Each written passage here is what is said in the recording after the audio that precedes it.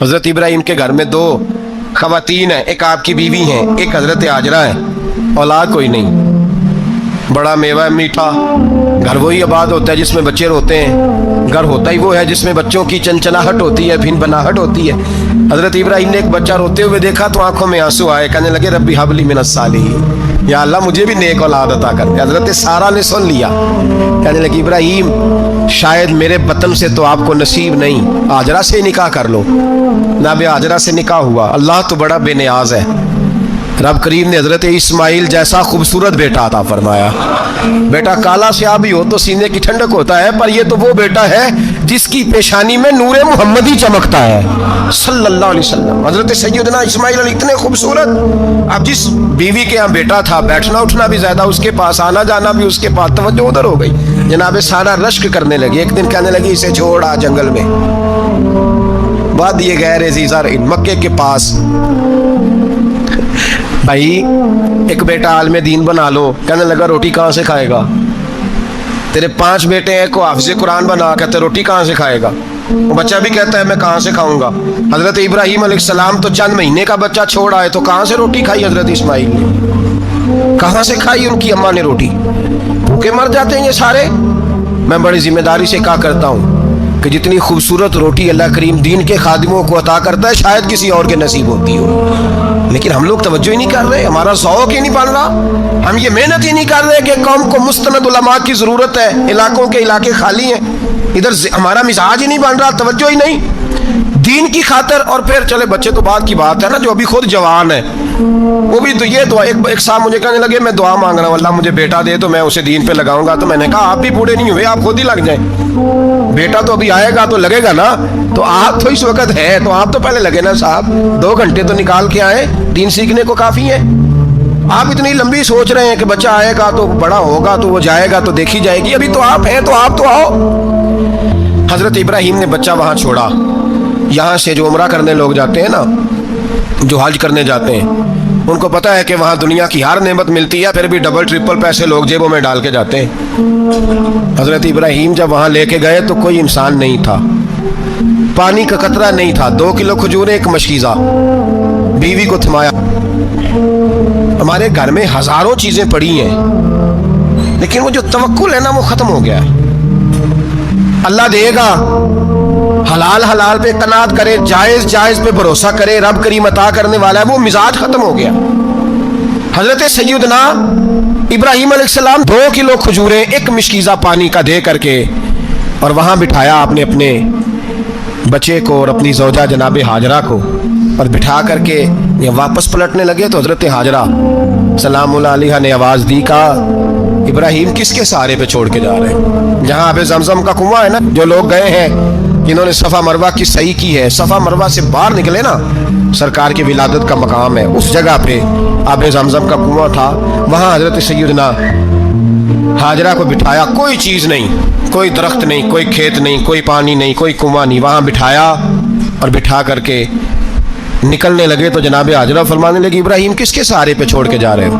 کہنے لگے اللہ کے سہارے پہ۔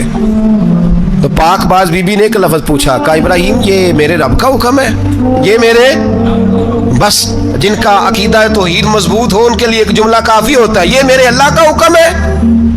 تو جناب ابراہیم علیہ السلام فرمانے لگے ہاجرہ ہاں رب کا حکم ہے۔ جب یہ لفظ کہے تو چاہیے تھا نا حضرت ابراہیم تسلی دیتے، تو بی بی صاحبہ تسلی دینے لگی، عرض کرنے لگی ابراہیم اگر اللہ کا حکم ہے تو پھر آپ ہماری فکر نہ کرنا، اگر یہ رب کا حکم ہے تو پھر ہماری فکر نہ کرنا، جس رب نے ہمیں یہاں تک پہنچایا ہے وہ ہمیں کبھی بھی ضائع نہیں فرمائے گا، پھر فکر نہ کرنا۔ حضرت ابراہیم آ گئے، بات آپ نے سنی ہوئی ہے، اشارہ کرنا مقصود ہے۔ 13 سال میں چلے مان بھی لیا جائے بعض روایات کی روشنی میں کہ آتے جاتے بھی رہے، لیکن مکمل دیکھ بھال اپنے بچے کی پرورش میں پورا حضرت ابراہیم علیہ السلام کا کردار، سارا کردار ماں کا تھا۔ میں جب خواتین کے بارے میں کوئی بات کرتا ہوں تو میں آپ کو اکثر کہتا ہوں کہ یہ صرف بیوی کے لیے حکم نہیں ہوتا، یہ ٹریننگ بیٹی کو دینی ہے اور بہن کو دینی ہے، یہ تربیت کریں اپنے گھر میں۔ میں تجربے کی روشنی میں یہ بات عرض کیا کرتا ہوں کہ بھائی بچے باپ کے فرما بردار اس وقت ہوتے ہیں جب اماں انہیں باپ کا فرما بردار کرتی ہے، اور بچے باپ کے نافرمان بھی تب ہوتے ہیں جب اماں انہیں باپ کا، میں نے اپنے کانوں سے سنا ایک دفعہ ایک بچہ اپنے باپ سے کہہ رہا ہے آپ نے تو ساری زندگی باہر گزار دی, پیسے کمانا کون سا مشکل کام ہے, دکھ سکھ تو سارے اماں نے برداشت کیے, سکولوں میں وہ جاتی تھی, فلانا کام وہ کرتی تھی, فلانا کام. اب یہ سوچ اس کی ذاتی تو نہیں, یہ اس کو دی گئی ہے. اور اگر اس کو یہ سوچ دے دی جائے کہ اماں کہے کہ میں تو اپنوں میں رہی ساری زندگی, میں نے تو اپنوں میں وقت گزارا, اور تیرا باپ تو کئی دفعہ جنازے بھی نہیں پڑھ سکا, نے تو ماں باپ ایسے دفن کر دیے, وہ اگر یہ سوچ فراہم کرے تو پھر بچہ باپ کا فرما بردار ہوتا ہے. اور یہ والی روایتیں ہم بیوی کو سناتے ہیں, حالانکہ کس کو سنانی چاہیے؟ بولیے, بہن اور بیٹی کو. بہن اور بیٹی کو سنائیں یہ باتیں, ان کو سمجھائیں, تاکہ آگے جا کے وہ جو گھر ترتیب دیں وہ گھر بڑا عمدہ اور نکھرا ہوا ہو. حضرت سیدنا ابراہیم 13 سال کے بعد آئے, چونکہ گھر میں اللہ تبارک و تعالیٰ کی دوستی کا چرچا تھا, اللہ تبارک و تعالیٰ کی محبوبیت کا غلبہ تھا. 13 سال کے بعد فلما بالغ معہ السعی, بیٹا جب اتنا بڑا ہوا کہ ساتھ چلنے لگا, تو حضرت ابراہیم نے اپنے بیٹے کو بلا کے کہا بیٹا مجھے خواب آئی ہے, میں تجھے ذبح کر رہا ہوں, تیری کیا رضا ہے؟ تو حضرت اسماعیل کہنے لگے یا ابت افعل ما تؤمر, ابا جی اللہ جیسے حکم دیتا ہے میرے ساتھ ویسے ہی کریں, جیسے اللہ حکم دیتا ہے ویسے ہی, بولیے, ویسے ہی کریں. حضرت حاجرہ کو کہا کہ ایک دوست نے دعوت کی ہے تو وہاں جا رہے ہیں, بی بی مطمئن ہے, تفصیلات کی ضرورت نہیں, ختم بات, اعتبار ہے, مطمئن ہو گئی. شیطان پیچھے سے آیا اماں کے پاس, ذرا تھوڑی دیر کے لیے تصور جمائیے, یہاں تو پڑوسن آ کے کوئی بات بتا دیتی ہے خاوند کے بارے میں تو کئی مہینے جھگڑا جاری رہتا ہے, پڑوسن محلے دار. شیطان نے آ کے بتایا لفظ کیا ہے, کہا حضرہ تمہیں پتا ہے کہاں جا رہے ہیں؟ کہا دوست کی دعوت میں. تو کہنے لگے دوست کون ہے؟ رب کریم, اور ابراہیم کا خیال ہے کہ اس رب نے مجھے حکم دیا ہے کہ میں ذبح کروں. تو حضرت حاجرہ کہنے لگی کبھی باپ بھی بیٹے ذبح کرتے ہیں؟ شیطان کہنے لگا ان کا خیال ہے کہ ان کے رب نے حکم دیا ہے. تو جناب حاجرہ فرمانے لگی اگر رب نے حکم دیا تو پھر تو مجھے شیطان لگتا ہے, تو مجھے شیطان لگتا ہے. کا کیا مطلب؟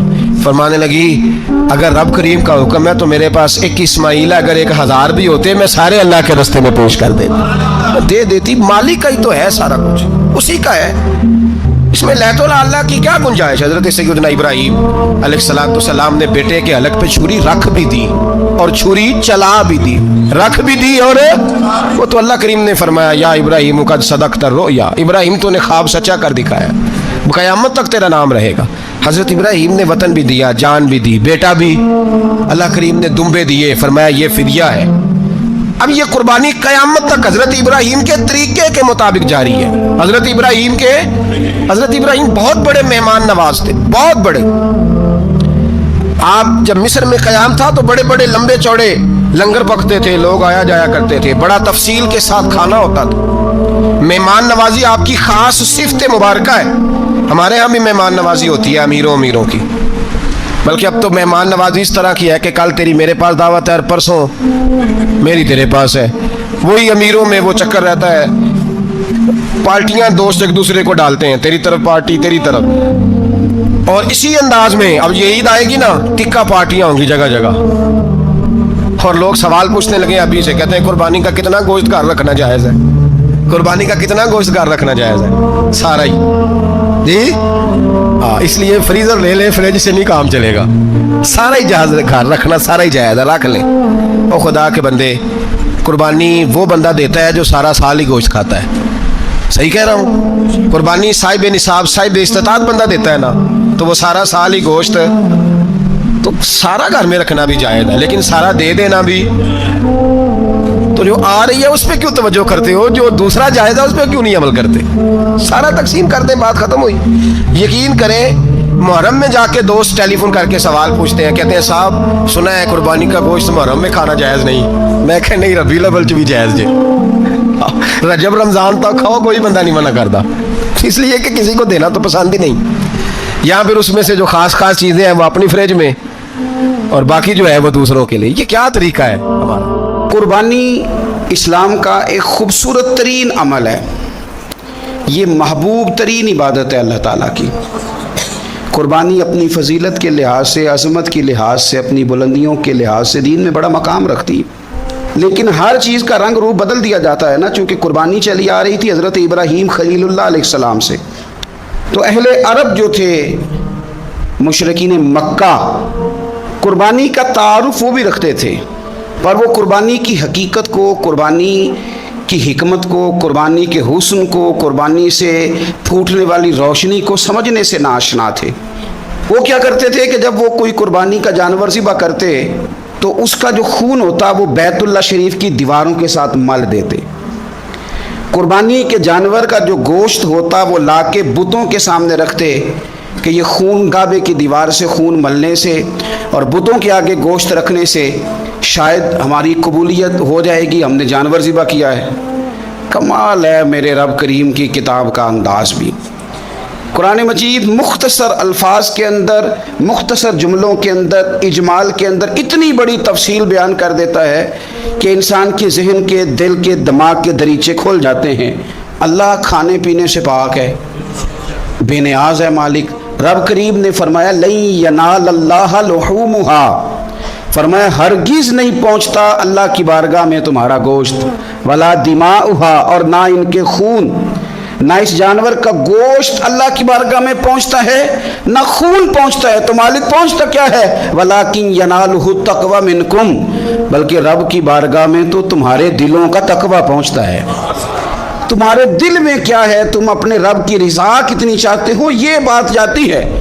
गोश्त और खून तो यहाँ रह गया। फरमाया ना अल्लाह की बारगाह में खून पहुंच रहा है जानवर का, ना गोश्त पहुंच रहा है, दिल का तक़वा पहुंच रहा है। माना क्या है? ये जानवर खरीदते वक्त भी अपने दिल से पूछ लेना तेरा दिल क्या कहता है, नीयत किस से जानवर तू ले रहा है, तेरा इरादा क्या है। और जब तू ज़िबा करे तो भी अपने दिल पे तवज्जो रख, तेरे दिल में उसके लिए क्या है, तेरे दिल के अंदर तकवा कितना है, अल्लाह की रज़ा हासिल करने का जज्बा कितना है। और जब तू उसका गोश्त बांटे तो फिर भी तेरी नज़र आने वाले बंदे पर नहीं होनी चाहिए। जिस घर में गोश्त जा रहा है उस घर पर तेरी नज़र नहीं होनी चाहिए, बल्कि तेरी नज़र तो रब की रज़ा पे रहनी चाहिए। अल्लाह की बारगाह में जो चीज़ जाएगी वो दिल का तकवा जाएगा। अपने दिल पर मेहनत की जाए, दिल की ख्वाहिशात, दिल की नीयतों को, इरादों को सही किया जाए। एक आयत ने सारा फ़लसफ़ा बयान कर दिया कि ना वहाँ खून जाता है ना गोश्त जाता है, वहाँ तो तुम्हारे दिल का तकवा जाता है। तो जिस चीज़ ने वहाँ जाना है उस पर ज़्यादा तवज्जो होनी चाहिए थी, उसका ज़्यादा ख्याल होना चाहिए था। ये फ़लसफ़ा है कुर्बानी का कि आपकी नीयत क्या है, किसी काम के लिए आपका इरादा क्या है। हमारे यहाँ कुर्बानी के साथ जिस तरह जानवर मुंसलिक है ना, कि कुर्बानी में जानवर होना बड़ा ज़रूरी है और कुर्बानी के लिए पैसे होना बड़ा ज़रूरी है, इसी तरह कुर्बानी के इस सारे सीज़न के अंदर कसाई का भी बड़ा रोल है, उसका भी एक बड़ा किरदार है, वो भी बड़ी अहमियत की हामिल पर्सनैलिटी है इन दिनों में। और पहले से बड़े सारे मामलात हैं और उस दिन कसाइयों के जो मामलात हैं उनकी जो भाग दौड़ है वो भी एक पूरी दास्तान है। चूँकि बहुत सारी जगहों पे उन्होंने जाना होता है और जहाँ वो बैठे होते हैं उनको भी काफ़ी जल्दी होती है कि जल्दी से जानवर ज़िबा हो जाए, जल्दी से गोश्त बन जाए। और जिस जगह उन्होंने बाद में जाना होता है उनके भी 15-15 फ़ोन आ चुके होते हैं। तो वो जो ख़ास इस्लाम हुक्म देता है इस मौके पर, और नबी पाक अलैहिस्सलाम की जो ख़ास नसीहतें हैं और हुजूर ने जो ख़ास एहतियातें बताई हैं वो एहतियातें पूरी नहीं होती। देखें, आप इस फ़लसफ़े को समझें कि कुर्बानी की तारीफ़ ये है कि मखसूस जानवर मखसूस वक्त में अल्लाह की रज़ा के लिए ज़िबा करना है, अल्लाह की रज़ा के लिए।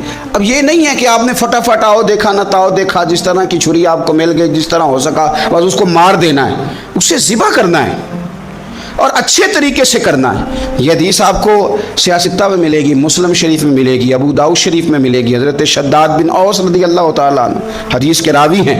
नबी पाक सल्लल्लाहु ताला अलैहि वसल्लम ने फरमाया, एहसान करना अल्लाह ने फ़र्ज़ किया है हर चीज़ पर, मालिक ने हर चीज़ पर एहसान करना फ़र्ज़ किया है। तो फरमाया जब तुम ज़िबा करो तो अच्छे तरीके के साथ ज़िबा करो, छुरी को तेज़ करो, और फरमाया ज़िबा होने वाले जानवर को आराम पहुँचाओ, अच्छे तरीके से ज़िबा करो, छुरी तेज़ हो उसे आराम